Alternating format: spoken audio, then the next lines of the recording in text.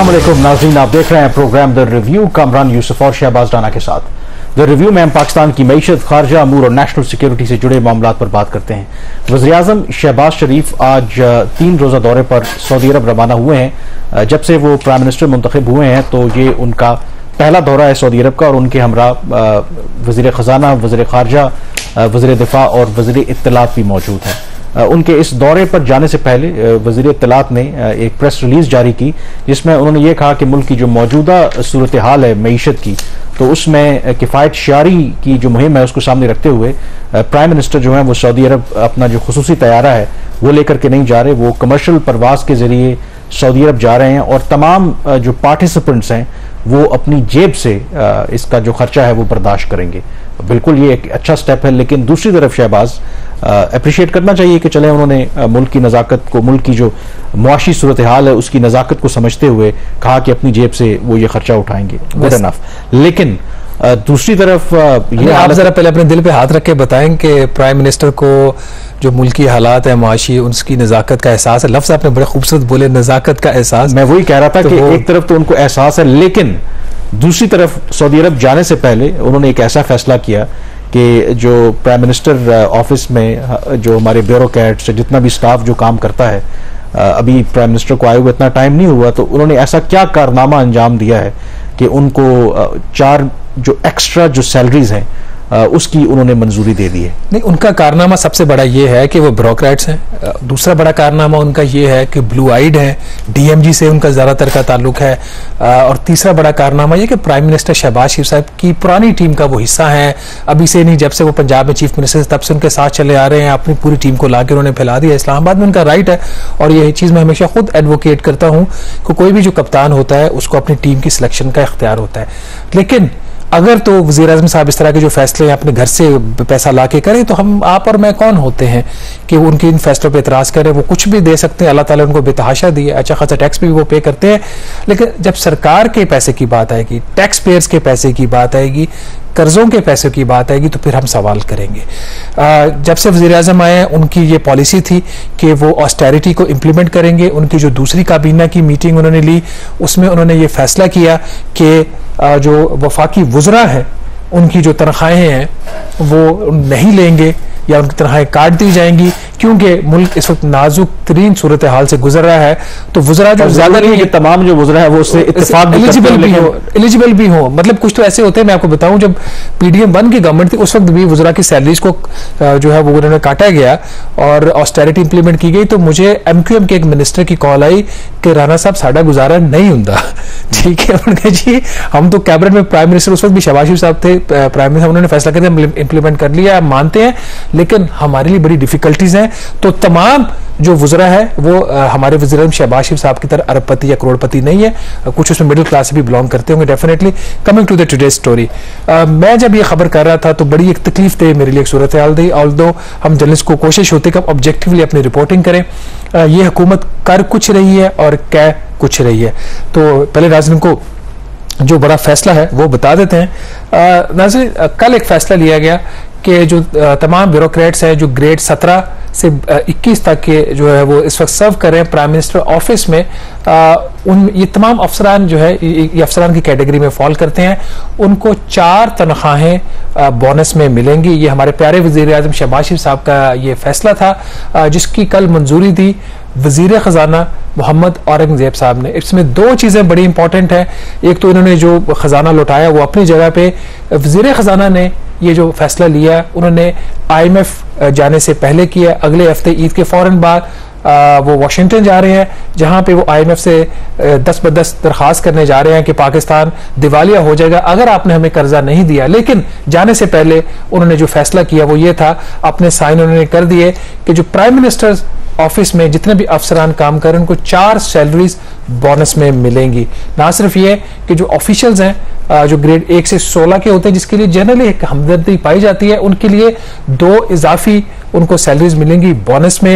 यही जो कैटेगरी के लोग थे ग्रेड 1 से 16 वाले, इनको 3 सैलरीज साबिक निगरान वज़ीर-ए-आज़म जो है अनवारुल हक काकड़ साहब वो भी देके गए थे। तो जो 1 से 16 कैटेगरी के लोग हैं जो उसमें एम्प्लॉइज हैं उसके लिए 5 सैलरीज हो गई हैं अब, और जो 17 से 21 वाले हैं उनको कामरान दी गई हैं 4 सैलरी। अच्छा, ये एज अ बोनस। ब्यूरोक्रेट्स जो होते हैं वो बड़े तेज होते हैं। हमने जब ये केयर टेकर प्राइम मिनिस्टर ने जब कोशिश की थी ग्रेड 1 से लेके 21 तक के लोगों को जो प्राइम मिनिस्टर ऑफिस में स्टाफ काम करता है उनकी सैलरी इंक्रीज की जाए, लेकिन जब इस पर हमने भी प्रोग्राम किया, थोड़ा बैकलैश आया, तो वो फैसला उन्होंने विड्रॉ कर लिया, उसको रिस्ट्रिक्ट कर दिया ग्रेड 1 से लेके 16 तक के लिए, और जो ऊपर के अफसरान थे उनको वो फैसिलिटी नहीं दी। लेकिन अब बड़ी जैसे ही नए प्राइम मिनिस्टर आए हैं तो वो फैसला उन्होंने रिस्टोर करवा लिया है। तो आखिर जो हमारे ब्यूरोक्रेट्स हैं उनके पास ऐसी क्या मतलब गीदड़ सिंगी है कि एक तरफ प्राइम मिनिस्टर, जैसे हम जिक्र कर रहे हैं कि जो विफाकी वुज़रा हैं उनको मना कर दिए कि आप तनख्वाहें ना लें, खुद जो है बकौल उनके कि अपनी जेब से पैसा दे के अब वो सऊदी अरब की विजिट पे गए हैं, खुसूसी तैयारा भी इस्तेमाल नहीं किया, लेकिन दूसरी तरफ आप ब्यूरोक्रेट्स को नवाज रहे हैं। आखिर 1 महीने के अंदर उन्होंने ऐसा क्या कारनामा अंजाम दिया है? हो सकता है कि बहुत जबरदस्त उन्होंने कोई कारकर्दगी दिखाई है जो हमें नहीं पता किधर है, कि जिसकी वजह से बावजूद मुश्किल समरी में लिख देते, दे डिजर्व कि जिनको आप उस समरी के अंदर लिख देते कि हमारे प्यारे अफसरान ने मुल्क और कौम की खातिर ये कुर्बानियां दी हैं, तो हम भी कहते हैं यार ये बड़ा अच्छा फैसला किया प्राइम मिनिस्टर ने। देखें, और वहां पे भी लोगों को बता दें कि इन एनी केस जो प्राइम मिनिस्टर ऑफिस में जो भी स्टाफ काम करता है उसकी तनख्वाह जो है एक आम जो सरकारी मुलाजिम है उससे भी ज्यादा। अच्छा, इससे ऊपर एक साल और पीछे चले जाए, 1.5 साल, यही वजीर आज़म शहबाज शरीफ साहब थे जिन्होंने एग्जेक्टिव अलाउंस भी अप्रूव किया था इन्हीं ब्यूरोक्रेट्स के लिए। ठीक है, तो तनख्वाह देने में तो ये एक तो होती है ना कि आपकी यूनिवर्सल सैलरीज होती हैं, वो एक अपनी जगह पे है, एग्जेक्टिव अलाउंसेस दिए जा रहे हैं, उसके इस तरह के बोनसेस दिए जा रहे हैं। अब जहां पे क्रेडिट ड्यू होता है वहां पे देना चाहिए। साबिक निगरान वज़ीर आज़म ने फैसला रिवर्स उस वक्त नहीं किया था कि जब खबर आ गई थी। मैं अब चूंकि रिकॉर्ड पे लाना चाह रहा हूं ये चीज, मुझे सोर्स ने बताया कि प्राइम मिनिस्टर ने फैसला किया कि 3 सैलरीज बोनस में मिलेंगी 1 से लेकर 22 तक के तमाम अफसरान को। मैंने वर्जन लेने के लिए, कि चूंकि सेंसिटिव स्टोरी थी, तो मैंने वर्जन लेने के लिए प्राइम मिनिस्टर के ऑफिस में राब्ता किया। मुझे कहा गया कि आप स्टोरी ड्रॉप नहीं कर सकते। मैंने कहा स्टोरी ड्रॉप नहीं हो सकती। उन्होंने कहा जी कि हमें पता है इसका बैकलैश आएगा, तो हम एक दफा वज़ीर आज़म साहब से बात करके आपको बताते हैं। उन्होंने मुझे वेट करवाया 2 घंटे का, मतलब फोन पे मेरी बात हुई उनसे। 2 घंटे बाद उनकी कॉल आई मुझे, या उससे भी कम वक्त में। उन्होंने कहा कि मेरी ये हाई प्रोफाइल ऑफिसर थे, मैं उनका नाम नहीं लेना चाहता क्योंकि मुझे परमिशन नहीं है उनका नाम लेने की। उन्होंने निगरान वज़ीर आज़म से बात की, उनके शहबाज राना ये स्टोरी कर रहा है, वो ये वर्जन मांग रहा है। प्राइम मिनिस्टर ने उनको मैसेज दिया कि राना को बोलो कि हम 17 से 22 का नहीं कर रहे, हम इसको खत्म कर रहे हैं। आप 116 की, उन्होंने पीएम ने, जो उस बंदे ने मुझे बताया, उस ऑफिसर ने, उनका प्राइम मिनिस्टर ने कहा कि शहबाज राना भी अंडरस्टैंड करेंगे 1 से 16 को जरूरत है, तो प्लीज उस चीज को एक्सेप्ट करें, हम 17 से 22 को रिवर्स कर रहे हैं। खबर आने से पहले वर्जन लेने के लिए जब मैंने राब्ता किया तो निगरान प्राइम मिनिस्टर ने अपना फैसला रिवर्स कर दिया। ये सेंसिटिविटी थी। अब आ जाते हैं इस केस के ऊपर। कल जब मैं खबर करने लगा, मैंने वजीर खजाना को 2 सवाल भेजे और secretary to the prime minister Asad Gilani साहब को भी सवाल भेजे कि आप, उन दोनों ने सवाल देख लिए, उनका ब्लू टिक आ गया व्हाट्सएप के ऊपर, उन दोनों ने जवाब देना भी गवारा नहीं किया। वजीर खजाना से मेरा क्या सवाल था? प्राइम मिनिस्टर वो तो बेनिफिशियरी है ना, वो तो बेनिफिशियरी, तो वो डेफिनेटली डिफेंड करे ना, अगर अच्छा काम किया तो डिफेंड करे। फाइनेंस मिनिस्टर से मैंने सवाल किया कि क्या आप इस चीज को कंफर्म करते हैं, इज इट ट्रू कि आपने ये as a chairman of the economic coordination committee of the cabinet आपने ये फैसला किया है? ये मेरा उनसे पहला सवाल था, जवाब नहीं आया।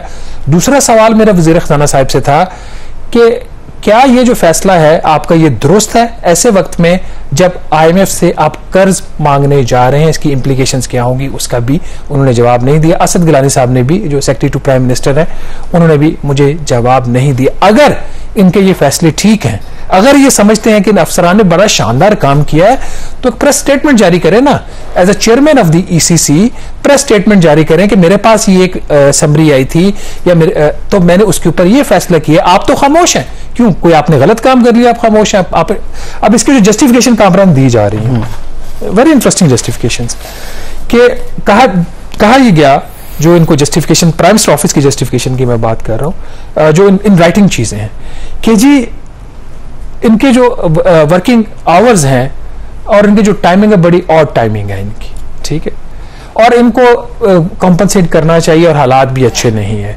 तो ये ऑड टाइमिंग ही इनकी वर्क की है, जिसकी वजह से ये पहले ही इनको अलाउंसेस भी मिलते हैं, एग्जेक्टिव अलाउंस भी मिलता है, बाकी बेनिफिट्स भी इनको मिलते हैं। तो अब क्या ऐसा हो गया? शहबाज शरीफ साहब प्राइम मिनिस्टर बने हैं 1 मार्च को इफेक्टिवली। आज 4 अप्रैल को या उससे भी पहले या 1 अप्रैल को, 1 महीने में इनके अफसरान ने ऐसा कौन सा काम किया जो हमें नजर नहीं आ रहा, जिसका आप भी जिक्र कर रहे हैं कि उनके लिए एक अफसरान के लिए 4, 1 एडिशनल और 3 जो साबिक वजीर आजम ने, निगरान वजीर आजम ने खत्म की थी उसको रिस्टोर कर दिया। तो ये पैसा, तो क्या प्राइम मिनिस्टर साहब इस चीज को जस्टिफाई करेंगे? क्या आइंदा वो रोस्ट्रम के ऊपर खड़े होकर ये स्टेटमेंट देंगे कि मैं जो इस मुल्क के अंदर और मेरे इस ऑफिस के अंदर जो सरकारी खजाने से एक चाय का कप भी जो खरीदा जाता है और पिलाया जाता है वो उधार के पैसों से होता है? तो आज के बाद प्राइम मिनिस्टर किस मुंह से ये बात दूसरा करेंगे? इसमें कॉन्फ्लिक्ट ऑफ इंटरेस्ट भी मुझे नजर आता है। देखें, जो प्राइम मिनिस्टर है वो पूरे मुल्क का प्राइम मिनिस्टर है और वो उसकी नज़र में तमाम जो सरकारी मुलाजिम है वो बराबर होने चाहिए।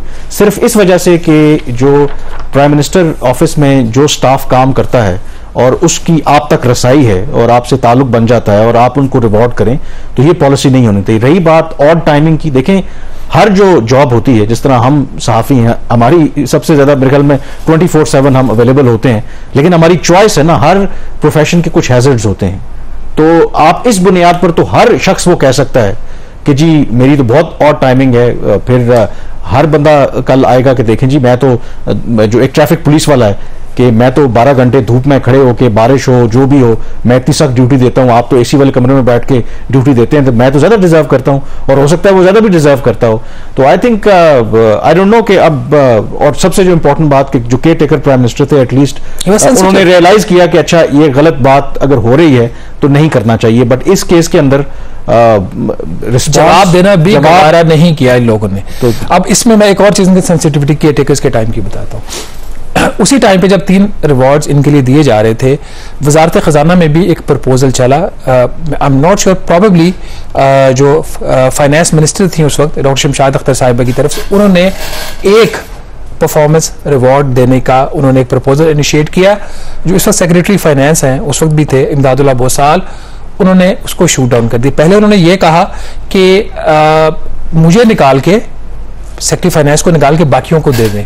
बाद में जब उस टाइम पे मेरी खबर आ चुकी थी ये वाली, फिर उसने ये एक सेंसिटिव इशू है, उन्होंने उसको ऑल टुगेदर शेल्फ कर दिया। तो ठीक है, अगर प्राइम मिनिस्टर ऑफिस में रिवॉर्ड्स देने हैं तो फिर वजारत खजाना को भी दीजिए, फेडरल बोर्ड ऑफ रेवेन्यू को भी दीजिए, आर्मी को भी दीजिए। आजकल इतने सख्त हालात है, सबको देना, हमारा तो मसला कोई नहीं, हम तो कामरान। और फिर ये दावे ना करे ना कि हम वो कमर्शियल प्लेन पे जा रहे हैं, अपनी जेब से ये मतलब किसको दिखा रहे हैं? फिर करें जो करना है।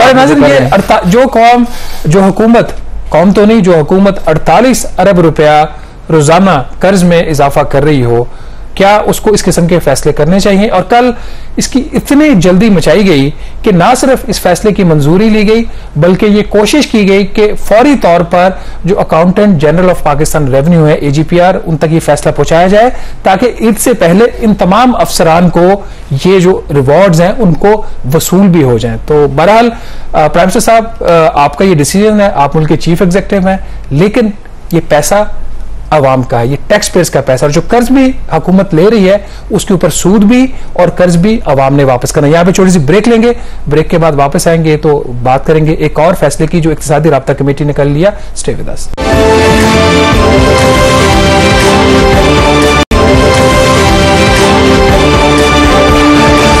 जी, ब्रेक के बाद एक दफा फिर आपको खुशामदीद कहते हैं। वफाकी हुकूमत, आपको पता है कि हर साल एक टारगेट सेट करती है कि जो फार्मर से कितनी गंदम हमने खरीदनी है, और जो चारों सूबाई गवर्नमेंट्स हैं वो भी एक कीमत मुकर्रर करती हैं, मिनिमम, जिसे इमदादी कीमत कहती हैं, कि कम से कम जो किसान इतनी मेहनत करता है तो वो मार्केट के हाथों एक्सप्लॉइट ना हो, तो उसकी जो मिनिमम सपोर्ट प्राइस है उस पर वो गंदम चारों जो सूबे हैं वो उनसे खरीदते हैं, और उसका जो टारगेट है ऑफ कोर्स जो वफाकी गवर्नमेंट है वो फिक्स करती है। लेकिन इस दफ़ा इंटरेस्टिंग हुआ है कि जो आपने जिक्र किया इकोनॉमिक कोऑर्डिनेशन कमेटी की जो मीटिंग हुई है, तो इस दफ़ा जो टारगेट रखा गया है प्रोक्योर करने का वीट पूरे पाकिस्तान से, और पंजाब उसमें शामिल नहीं है, तो 69% वो लेस है अगर कंपेयर करें पिछले साल से।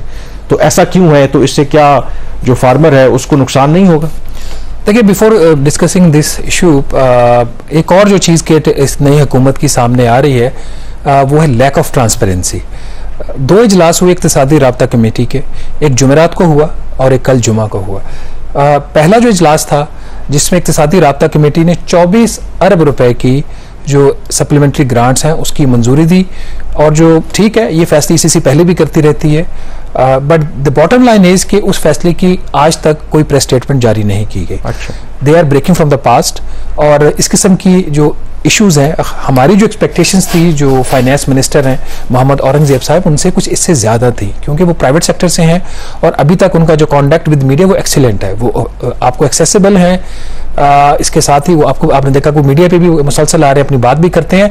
तो वो फैसले जो इक्तिसादी राब्ता कमेटी में बैठ के वो करते हैं as a chairman of the ECC, जो पब्लिक इंटरेस्ट के डिसीजंस होते हैं जिसमें टैक्स पेयर्स की मनी इन्वॉल्व होती है, उसके ऊपर खामोशी रखना, उसको अंडर द कार्पेट रखना, इसकी मुझे समझ नहीं आती। और दूसरे दिन भी उनका इजलास हुआ, स्पेशल मीटिंग थी, उसमें जो वीट के जो टारगेट्स थे ये सेट होना थे, इसकी भी कोई प्रेस स्टेटमेंट वजारत खजाना की तरफ से कल नहीं आई। उसके बाद आज मीडिया ने रिपोर्टिंग की, एक अखबार की रिपोर्टिंग के ऊपर उनको इतराज था, उसके हवाले से आज एक क्लैरिफिकेशन भी जारी की वजारत खजाना ने। हो सकता है उनकी क्लैरिफिकेशन में वजन हो, लेकिन अगर आप प्रेस स्टेटमेंट दे दें मीटिंग के बाद तो इस तरह की काइट फ्लाइंग नहीं होगी, मिस रिपोर्टिंग नहीं होगी, miss understanding of the events नहीं होगी। तो एक तो ये चीज, ये इनको आइंदा के लिए ख्याल करना चाहिए। अब कमिंग टू द पॉइंट, देखें पिछले साल कोई तकरीबन 78 लाख मेट्रिक टन जो गंदम थी उसकी खरीदारी का फैसला हुआ था, और उसमें ज़्यादातर तो टारगेट अचीव नहीं हुआ, बट ये उसमें सूरत हाल कुछ ऐसी थी, चूंकि गंदम की शॉर्टेज थी पिछली दफ़ा, और इन्होंने किसानों से जाके, जो मिडिल मैन है, आड़ती हैं, उनसे जाके ज़बरदस्ती भी गंदम खरीदने की कोशिश की, जिसमें सबसे बड़ा जो 78 लाख में कॉन्ट्रीब्यूशन था वो गवर्नमेंट ऑफ पंजाब का था, 45 लाख उनका था।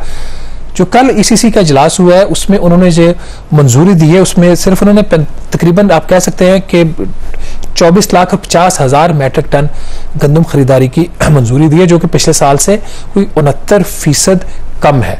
अब इसके 2-3 मुहर्रिकात हो सकते हैं और इसकी कुछ इम्प्लीकेशन भी हैं। ये जो 24.5 लाख मैट्रिक टन इन्होंने मंजूरी दी है, इसमें सबसे बड़ी वजह तो यह है कि पंजाब का इसमें शेयर नहीं है। अच्छा। पंजाब ने पिछले साल 45 लाख खरीदी, इस दफा वो नहीं खरीद रहे, और पंजाब इस दफा वो खरीद ही नहीं रहे, मतलब उन्होंने टारगेट जो है वो नहीं दिया खुद। वो उन्होंने कहा जी हम इंटरवेंशन जब करनी होगी हम कर लेंगे। This is different from the past.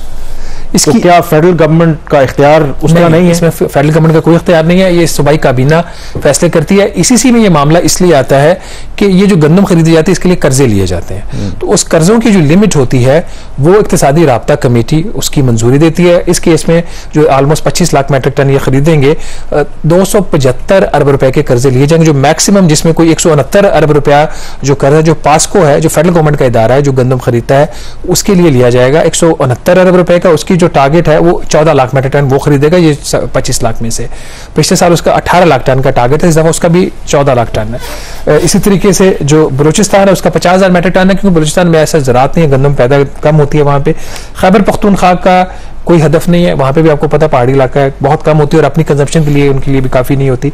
Sindh का पिछले साल 14 लाख मैट्रिक टन का टारगेट था, इस साल उनका 10 लाख है, उनका भी 28% टारगेट कम है और 100 अरब रुपया उनके लिए मख्तस किया गया। पंजाब का मैंने आपको बता दिया। अब ये पंजाब का फैसला कामरान, उसकी कुछ अच्छे मुहर्रिकात, उसकी फायदे भी और कुछ उसके नुकसान भी हैं। फायदा यह है कि पंजाब के ऊपर अच्छा खासा एक डेट माजी का चढ़ चुका है। वो जो गंदम खरीदते रहे किसानों से, उसके हवाले से वो पैसा ये रिटायर नहीं कर पा रहे थे, उसके ऊपर सूद भी इनको पड़ रहा था। IMF प्रोग्राम के तहत अब वो जो उसकी जो रिक्वायरमेंट्स है प्रोविंशियल कैश सरप्लस की और फिस्कल डिसिप्लिन लाने के लिए, ये जो माजी का कर्ज है और कर्ज के ऊपर जो सूद है ये अदा कर रहे हैं, ताकि इनकी जो इंटरेस्ट पेमेंट्स की लाइबिलिटीज है कम हो। ये तो इसकी पॉजिटिव साइन होगी। इसके साथ ही वर्ल्ड बैंक का भी एक बहुत अरसे से एक प्रोजेक्ट चल रहा था, इनके साथ एक प्रोग्राम था, उसकी भी शर्त ये थी कि पंजाब हर साल जो 40-45 लाख गंदम खरीदता है, उसकी बजाय वो 20 लाख मैट्रिक टन खरीदे, वो उसके अपने रिजर्व्स के लिए काफी है। लेकिन मसला यहाँ पे ये है कि पाकिस्तान की जो फूड बास्केट है, जो गंदम है 75% वो पंजाब में पैदा होती है। तो पंजाब जो गंदम खरीदता है वो उसको सिर्फ अपनी जरूरत के लिए नहीं, बाकी मुल्क की जरूरत के लिए भी उसको चाहिए होती है। तो उसकी फिस्कल इंप्लीकेशन तो सूबे के लिए आ सकती हैं, but at the same time reserves की वहां पे एक शॉर्टेज अगर हो गई, जो कि इस दफा मुझे लग नहीं रही कोई शॉर्टफॉल आएगा, क्योंकि एक्सपेक्टेड ये है कि गंदम की जो पैदावार इस दफा काफी अच्छी है। नुकसान इसका क्या होगा? जो जिम्मेदार है, जिम्मेदार को उसकी पूरी कीमत नहीं मिलेगी। इस साल पहले ही वफाकी हुकूमत ने यह फैसला किया था कि जो गंदम की इमदादी कीमत है, जो मिनिमम उसको सपोर्ट प्राइस मिलेगी, वो 3,900 रुपया फी मन मिलेगी, जो पिछले साल वाली ही कीमत है। तो आपको पता है कि एक साल में अखराजात तो बेतहाशा बढ़े हैं, किसानों के भी बढ़े हैं, बिजली बढ़ी, उनकी बाकी अखराजात, जो खाद है वो स्मगलिंग हो रही थी, शॉर्टेज थी, ब्लैक में बिक रही थी। तो किसान का इसमें नुकसान है। इसमें जो फायदा ले जाएगा या आड़ती ले जाएगा, क्योंकि जो जिम्मेदार है, जो खासतौर पर छोटा जिम्मेदार है, उसने जब गंदम काट ली तो उसके पास स्टोरेज के लिए कैपेसिटी नहीं है। वो ये गंदम या तो आड़ती के पास ले जाके बेचेगा, वो फिर उसके ऊपर अपनी मर्जी में पैसा बनाएगा बाद में, या फिर उसके जो आपकी फ्लोर मिलें हैं वो डायरेक्ट किसानों से खरीदेंगी और वो अपनी मनमानी कीमत पर। और इसकी एक और जो इम्प्लीकेशन हो सकती है, ज़ाहिर है कि सारा जो पर्पस है, जो मिनिमम सपोर्ट प्राइस रखते हैं बाकी मुल्कों में भी, भारत के अंदर तो इवन जो दालें हैं उनकी भी मिनिमम सपोर्ट प्राइस मुकर्रर करते हैं। मकसद एक कि जो फार्मर इतनी मेहनत करता है कि उसको उसकी पूरी कीमत मिले। दूसरा, आपको पता है कि गंदम जो है एक स्टेपल फूड है कि हर घर में इस्तेमाल होती है, एक आपकी लाइफ लाइन है।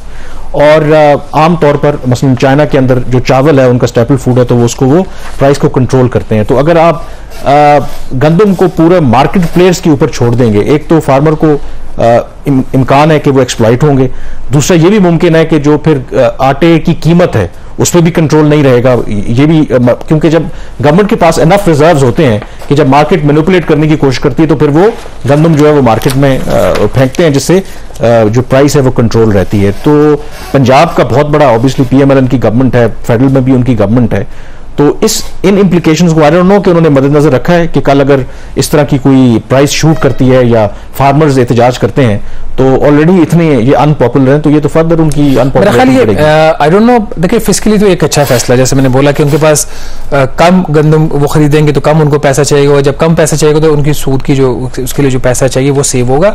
बट अगर इसको सोशल वेलफेयर में देखें, ओवरऑल आपकी जो इन्फ्लेशन है उसके कॉन्टेक्स्ट में देखें, तो इसके अपने जो अर्बन पॉपुलेशन का फायदा हो सकता है जब सस्ती गंदम खरीदी जाएगी, जो रूरल पॉपुलेशन है उसका नुकसान हो सकता है, तो इसका एक बैकलैश आ सकता है। हिस्टोरिकली जो PMLN इसके बारे में कहा जाता है कि this party is sensitive to the view points of the urban voters और ट्रेडर्स। नहीं, ये सस्ती रोटी भी आपको पता है ना, सस्ती रोटी बेचते रहे, कोशिश करते रहे, इस तरह से, इसी के लिए था। अब इसमें बहरहाल लेट्स सी इसके ऊपर क्या रिएक्शन आता है, लेकिन अगर फार्मर्स जो है उन्होंने इस पर एहतजाज शुरू कर दिया तो फिर जो गवर्नमेंट ऑफ पंजाब है उसको अपना फैसला रिव्यू करना पड़ेगा। बहरहाल ये एक डेवलपिंग स्टोरी है नाज़रीन, इसके ऊपर हम फर्दर भी बात करते रहेंगे। एक और जो इसमें इशू आ रहा है वो शुगर की एक्सपोर्ट से रिलेटेड भी है। अब जो शुगर मिल्स हैं उन्होंने 10 लाख मैट्रिक टन जो चीनी है उसकी बरामद करने की इजाजत मांग ली हुकूमत से। अभी तो वफाकी हुकूमत ने इसकी इजाजत नहीं दी। ये भी एक पॉलिटिकली सोशली एक सेंसिटिव इश्यू बन जाता है। अब इस पे भी आगे हम देखेंगे कि ये इस पे क्या डेवलपमेंट होती है। अभी तक इतना ही। अभी हम छोटी सी ब्रेक लेंगे और ब्रेक के बाद जब वापस आएंगे तो बात करेंगे पाकिस्तान के फॉरेन पॉलिसी रिलेशंस की। स्टे विद अस।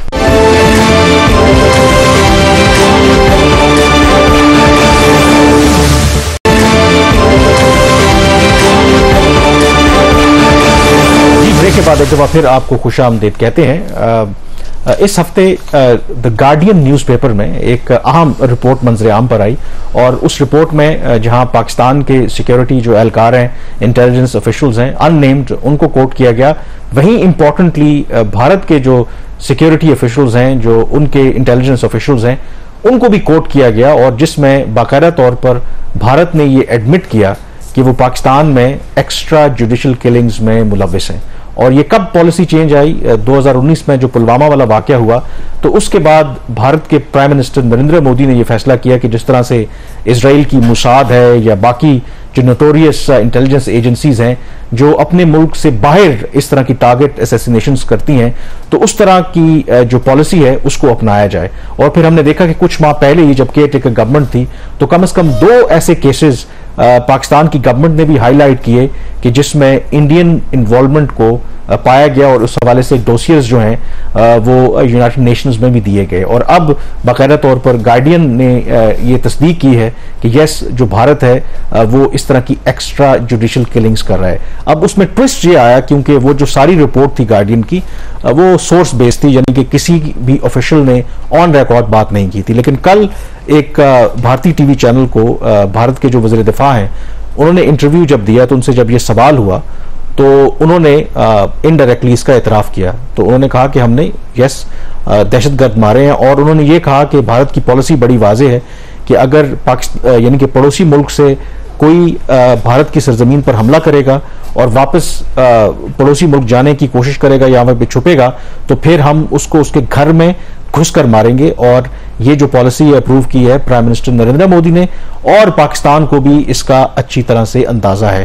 तो अगर आप रीसेंट इवेंट्स देखें, कनाडा में जो वाकया हुआ जिसमें भारतीय खुफिया एजेंसी मुलव्वस थी, फिर अमेरिका के अंदर एक फेल्ड अटेम्प्ट हुआ, वहां पे एक सिख लीडर को मारने की कोशिश की भारत ने, और पाकिस्तान ने फिर इल्जाम आयद किया। For the first time Bharat के किसी सीनियर वजीर ने पब्लिकली अब ये एक्नॉलेज किया है कि yes we have this policy.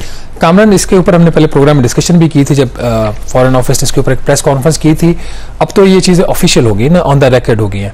तो पाकिस्तान के पास अब चॉइसेस क्या हैं, क्योंकि this is not small issue के आप एक सॉवरन स्टेट के अंदर जाके उनके शहरियों को आप इस तरह उनका कत्ल करें।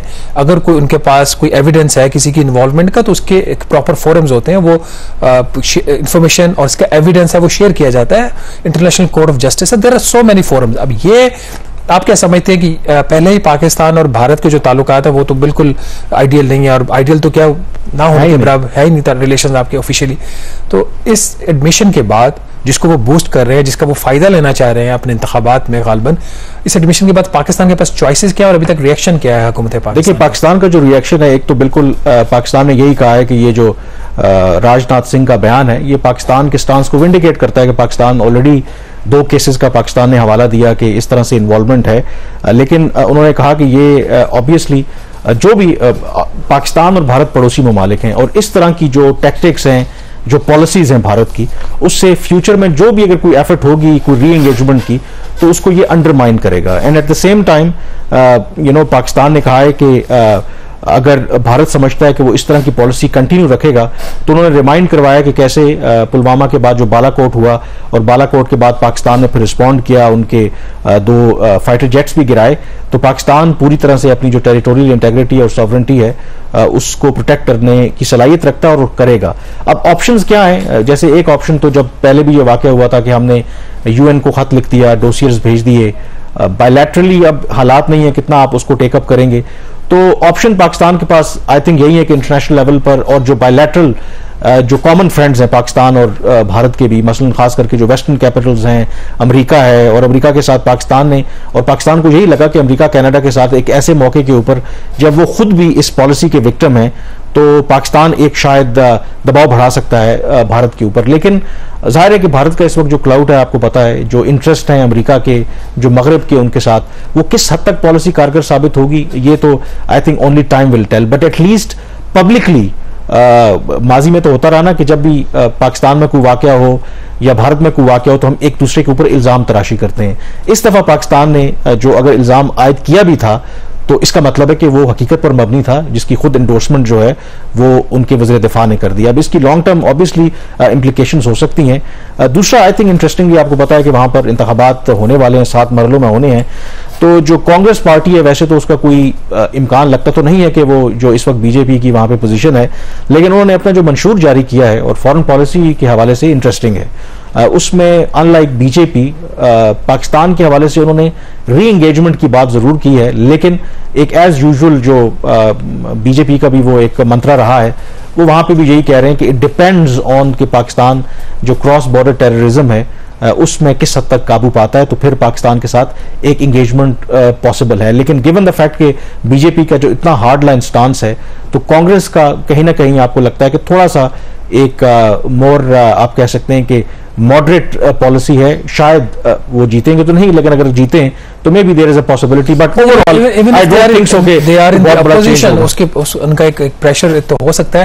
पर ये एक बड़ी ही एक खतरनाक किस्म की इंडियन पॉलिसी है कि वो किसी भी सॉवरेन स्टेट में जाकर उसके शहरियों का कत्ल करे। ये उनका दावा है कि ये लोग इन्वॉल्व थे इस चीज का, कोई कहीं पे कोई चीज एस्टैब्लिश, फिर तो जंगल का कानून होता है, अगर आपका कोई इन्वॉल्व है भी तो एक ड्यू जो देखें, जो रियासतें होती है, नॉन स्टेट एक्टर्स और स्टेट्स में क्या डिफरेंस होता है। नॉन स्टेट एक्टर्स जो हैं वो किसी कानून कायदे पर यकीन नहीं रखते, लेकिन जो स्टेट्स होती हैं, रियासतें होती हैं, वो कानून और आइन पे यकीन रखती हैं। आप अगर किसी दहशतगर्द को भी पकड़ेंगे तो उसको भी with due process of law पहले फॉलो करेंगे ना। इस तरह से अगर आप करेंगे तो फिर तो जंगल का कानून बन जाएगा। पाकिस्तान भी हरकत कर सकता है और बिल्कुल पाकिस्तान भी जस्टिफिकेशन दे सकता है कि आपने पहले किया था और फिर एस्केलेशन कह सकता है कि देखिए ये फलां शख्स जो है वो पाकिस्तान में दहशतगर्दी और बलूचिस्तान के हवाले से हम कई दफा उनको एविडेंस भी दे चुके हैं। बिल्कुल। तो ये आई थिंक ट्रैक बिल्कुल ठीक नहीं है। बेशक भले आप अपने जो इलेक्शंस की खातिर करें, लेकिन इससे डेंजरस पॉलिसी। यहाँ पे ब्रेक लेंगे, ब्रेक के बाद जिक्र करेंगे वज़ीर आज़म जो सऊदी अरब जा रहे हैं और मुमकिना तौर पर जो ईरान के सदर हैं उनका जो दौरा है पाकिस्तान, इसके हवाले से बात करेंगे।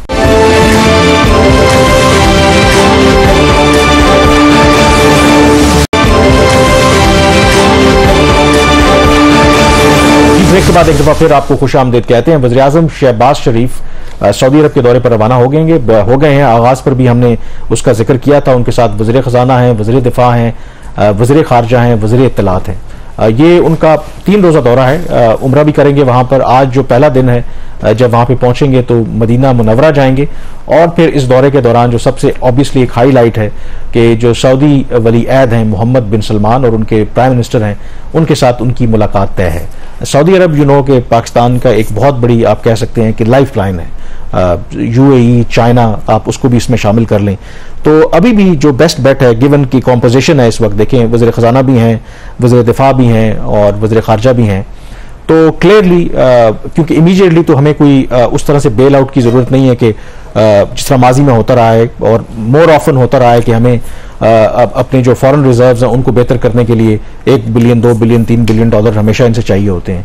तो इस दफ़ा जो अपेरेंटली कोशिश है और जो SIFC का भी प्लेटफॉर्म बना था और SIFC के अंदर जो सबसे बड़ी हमारी उम्मीद है कि सऊदी अरब जो है वो बिलियंस ऑफ डॉलर्स की सरमायाकारी करेगा। एक वन ऑफ द जो इवेंट्स थे कुछ महीने पहले, जो आर्मी चीफ ने भी कुछ जो बिजनेस कम्युनिटी उनसे इंटरेक्ट किया था, तो उन्होंने जो अपना खाका पेश किया था कि 3 से 5 सालों में UAE और सऊदी अरब से कम पाकिस्तान तवक्को कर रहा है कोई अराउंड $70 बिलियन की सरमायाकारी हो। That is a huge number. तो do you have any also insight, क्योंकि फाइनेंस मिनिस्टर भी हैं, क्योंकि एजेंडा तो आई एम श्योर के primarily focused on from Pakistan perspective कि किस तरीके से सरमायाकारी है। इसको 2 तरीकों से इस विजिट को देखा जा सकता है। तो ट्रेडिशनली जो भी नए वज़ीर आज़म आते हैं वो पहले सऊदी अरब जाते हैं, which is a continuation of the policy. और अगला होगा चाइना का, अगला इसके बाद चाइना का विजिट होगा। तो अब चाइना के विजिट में भी अब उसमें आपको पता है जो सिक्योरिटी के कंसर्न्स है वो that will be dominating factor. वज़ीर ख़जाना है इसके साथ। इस वक्त हमने सऊदी अरब का $5 अरब कैश डिपॉजिट लिया और जो हमने वापस करना होता है, जिसमें $3 अरब हर साल दिसंबर में मैच्योर होता है और $2 अरब जुलाई में मैच्योर होगा। तो एक तो इसके अंदर जो पॉसिबली जो एक बात हो सकती है कि जो इनका रोल ओवर है, एक तो ना सिर्फ इनको एक्सटेंड किया जाए बल्कि दूसरा लंबी मुद्दत के लिए एक्सटेंड किया जाए। अभी तक सऊदीज जो हैं वो 1 साल के लिए रोल ओवर करते हैं, हर साल फिर पाकिस्तान को दोबारा दरख्वास्त देना पड़ती है। एडिशनल नया कैश डिपॉजिट, इसके हवाले से वज़ीर ख़ज़ाना खुद कह चुके हैं कि अब टाइम वो गुजर चुका है, ख़त्म हो चुका है कि जब हमें कैश डिपॉजिट्स मिलते थे। एक और जो एजेंडा आइटम हो सकती है वो रेकोडेक का प्रोजेक्ट। रेकोडेक की जो माइंस हैं बैरक गोल्ड के साथ हमारी उसमें शराकतदारी है। 50% बैरक गोल्ड है, 50% गवर्नमेंट ऑफ पाकिस्तान और गवर्नमेंट ऑफ बलूचिस्तान है। तो उसके हवाले से हमारी कोशिश थी कि रेकोडेक में प्रोजेक्ट में ये आए। उसमें 2 इश्यूज हैं अभी तक। एक तो ये कि उसकी फिजिबिलिटी जो स्टडी है वो कंप्लीट नहीं हुई, उसमें जो टाइम लाइन दी जा रही है वो दिसंबर की दी जा रही है। दूसरा उसकी प्राइसिंग है। एक इंडिपेंडेंट एवेल्युएशन भी हो रही थी, उसमें जो मेरी इतला है उसके अगर 10% स्टेक्स लेता है सऊदीज अगर लेते हैं तो अराउंड $900 मिलियन उसकी प्राइस हमारे ख्याल में बनती है। सऊदीज अगर उसमें उनकी जो पहले जो ज़राए बता रहे हैं उनकी कोई ऑफर तो नहीं कह सकते उसको फॉर्मली, जो उनकी तरफ से कुछ इंडिकेशंस आ रही थी was not even close to this price. तो एक ये इशूज हो सकता है, एटलीस्ट कोई इसके ऊपर कोई डेवलपमेंट हो सकती है प्राइसिंग के हवाले से। दूसरा इसके अंदर एज सच कोई लग नहीं रहा। हाँ, एग्रीकल्चर साइड पे सऊदीज इन्वेस्टमेंट के ऊपर बात हो सकती है। तो पोलिटिकल साइड पे तो एक यही और इकोनॉमिक साइड पे यही चीज़ें मुझे नजर आ रही है और देखते हैं कि क्या इसकी आउटकम निकलती है। और दूसरा आई थिंक ओवरऑल रीजन की बात करें, आपको पता है कि मिडिल ईस्ट के अंदर जो इस वक्त हालात हैं और मुस्लिम दुनिया भी दबाव में है, जो कुछ इजराइल कर रहा है और जो कम से कम मुस्लिम दुनिया की आवाम है उनका यही ख्याल है कि ये फेलियर है ऑन पार्ट ऑफ जो मुस्लिम वर्ल्ड भी है कि कलेक्टिवली हम कुछ नहीं कर पाए। और ऑब्वियसली ये इश्यूज भी डिस्कशन में आएंगे। और तीसरा एक और बात कि आई थिंक प्राइम मिनिस्टर तो गए हैं, लेकिन इसी महीने एक्सपेक्टेड है कि जो ईरान के सदर हैं वो पाकिस्तान का दौरा कर सकते हैं तीसरे हफ्ते में अप्रैल के, और ये डिपेंड करता है कि जो सिचुएशन क्या है, क्योंकि आपको पता है कि हालिया जो इजराइल ने हमले किए ईरान की जो एम्बेसी है सीरिया के अंदर, जिसमें उनके सीनियर जो कमांडर्स हैं वो उसमें जाँ बाक हुए हैं, और उसके बाद ईरान मुसलसल ये कह रहा है कि वो इसका बदला लेगा। और वो किस तरीके से बदला लेगा, क्योंकि आज तक ईरान ने बराह रास्त इजराइल के ऊपर कभी कोई हमला नहीं किया। जो भी हमले किए हैं, जो उनकी एक कहते हैं एक्सेस ऑफ रेजिस्टेंस, जो मिडिल ईस्ट के अंदर बहुत से ऐसे ग्रुप हैं जो प्रो इरानियन हैं, उसमें हिजबुल्लाह भी है, हमास भी है, बाकी ग्रुप भी हैं, उनके जरिए आम तौर पर वो इजराइल के जो इंटरेस्ट हैं उनको टारगेट करते रहे। बराह रास्त उन्होंने कभी भी हमला नहीं किया। तो ये जो विजिट एक्सपेक्टेड है कि होना है, ये ऑल डिपेंड्स कि अगर तो सिचुएशन खराब होती है तो यू नेवर नो कि उसमें कोई डिले भी हो सकता है, लेकिन अगर चीजें कंट्रोल में रहीं तो देन ये विजिट होगा, और सिग्निफिकेंट भी होगा इस एतबार से क्योंकि इस साल जनवरी में ही आपको पता है कि ईरान और पाकिस्तान के दरमियान मिसाइल एक्सचेंज हुए थे। ईरान ने शुरू की थी बात, पाकिस्तान ने जवाब दिया, फिर उसके बाद फौरी तौर पर डी-एस्केलेशन हुई। ईरान के वज़ीर ख़ारजा पाकिस्तान के दौरे पर आए, और ये उसी वक्त ही तय हुआ था कि जब नई गवर्नमेंट आएगी तो ईरान के सदर भी पाकिस्तान का दौरा करेंगे। और इस दौरे के दौरान एक और जो अहम आई थिंक टेक अवे होगा वो ईरान पाकिस्तान गैस पाइपलाइन है। हाल ही में एटलीस्ट कुछ पेशरफ्त उसमें देखने को मिली कि पाकिस्तान ने एटलीस्ट ये फैसला किया कि अपनी साइड के ऊपर जो एक पहला पैच है यानी कि 80 किलोमीटर का, कि वहां पर हम एक पाइपलाइन बिछाएंगे। लेकिन उसमें सबसे अहम सवाल ये है कि क्या अमेरिका हमें इजाजत देगा कि क्या अगर हम इंपोर्ट करते हैं गैस थ्रू पाइपलाइन तो पाबंदियां लगेंगी।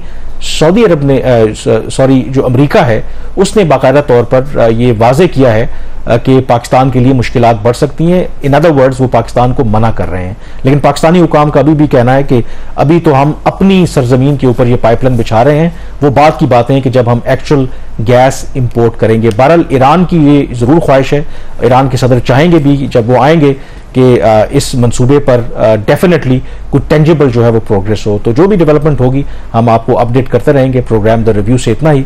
मुझे कामरान यूसुफ और शहबाज राना को आप इजाजत दीजिए। अल्लाह हाफिज।